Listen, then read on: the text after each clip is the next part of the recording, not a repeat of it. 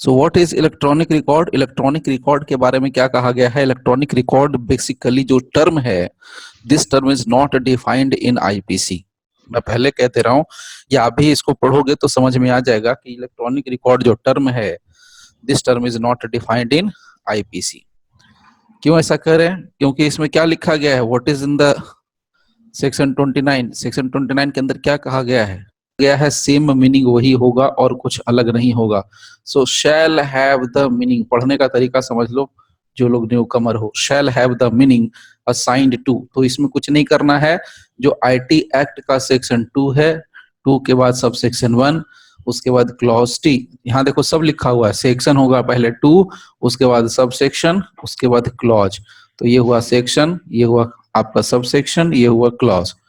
तो IT act के अंदर जो दिया गया है वही डेफिनेशन इसका होगा। नाउ अब हम लोग जरा चलेंगे इसमें। अब आईटी एक्ट में क्या डेफिनेशन है वो आईटी एक्ट में आएगा, उसमें अलग सी उसकी बातें हैं। उसमें बस इलेक्ट्रॉनिक रिकॉर्ड के बारे में बता दिया गया है कि क्या क्या चीजें हो सकती हैं। अगर इलेक्ट्रॉनिक रिकॉर्ड का डेफिनेशन अगर आप ढूंढने जाओगे तो वहां पर क्या लिखा गया है बता देता हूं मैं आप लोगों को। अगर जो नोट करना चाहो तो आप लोग नोट कर सकते हो। देखिए मैं बता देता हूं, नोट कर लो ना। जो आईटी एक्ट में दिया गया है वो मैं बता रहा हूं। Electronic record means data record और data generated. So means data record और डेटा जनरेटेड, इमेज और साउंड स्टोर्ड, रिसीव्ड और send in an electronic form और माइक्रोफिल्म और कंप्यूटर जनरेटेड माइक्रोफिच। तो ये सारे ये जो टर्म है ये पूरा का पूरा इलेक्ट्रॉनिक रिकॉर्ड जो है ये डिफाइंड है शब्द आपके आईटी एक्ट में। तो अभी एग्जाम में कैसे पूछते हैं सवाल वो मैं इससे भी बता देता हूं कैसे पूछा गया है सवाल। तो इन्होंने क्या करा है, इन्होंने क्या किया है, जो आईटी, अभी स्क्रीन आ रही है ब्लैक वाली आप लोगों के पास? आईटी एक्ट का सब सेक्शन 1 और क्लॉज टी के अंदर जो डेफिनेशन दिया गया है वो पूरा का पूरा ये डेफिनेशन उतार देते हैं और उसके बाद पूछ लेते हैं कि ये किसका डेफिनेशन है। तो इस तरीके से इन्होंने सवाल पूछा है। तो मैं बता देता हूं क्या है। यहाँ पर कहा था कि डेटा रिकॉर्ड, आगे चले जाओ, image stored so and so सारे के सारे, और लास्ट में यहाँ पर ऑप्शन दे रखा है इन्होंने electronic record under section 21F नहीं sorry T 21T IT act.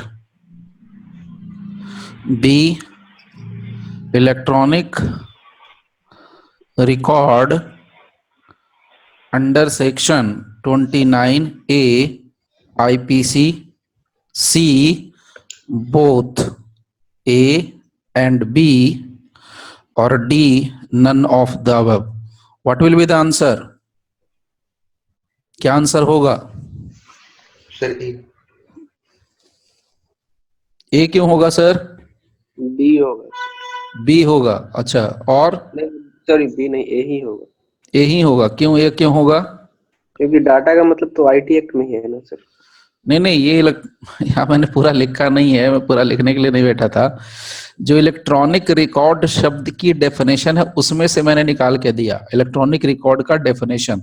तो इसका डेफिनेशन जो दिया गया, यानी ये पूरी लाइन जो लिख दी गई है ना, ये कहाँ पर आपको डिफाइंड है वो बात पूछी जा रही है।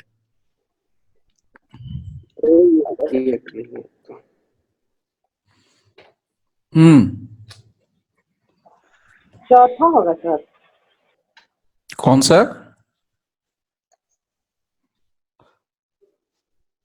सर? अगर सिर्फ इलेक्ट्रॉनिक रिकॉर्ड रहता तो फिर हम ये मार सकते थे आईपीसी 29 में।